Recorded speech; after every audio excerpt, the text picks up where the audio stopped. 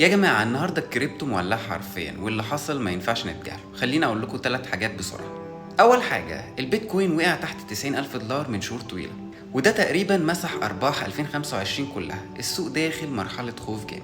تاني حاجة، في اكتر من تريليون دولار اختفوا من السوق في 6 اسابيع بس.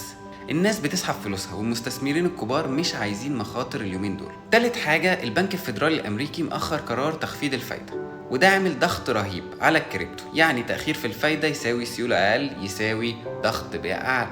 المهم ليك كمستثمر، لو معاك كريبتو خليك صاحي، السوق ممكن ينزل أكتر. لو ناوي تدخل استنى نقطة دخول كويسة، الأيام دي مش وقت رمي فلوس. ركز على الدعم، لو البيتكوين كسرت 87-90 ألف توقع هبوط تاني. السوق مرعوب، بس الفرصة بتتولد من هنا، كل خطوة بحساب، وإدارة المخاطر هي اللي هتنقذك. انتوا رأيكم ايه؟ اكتبولي في الكومنتات، وما تنسوش تعملوا متابعة عشان نكمل كل الأخبار الكريبتو أول بأول.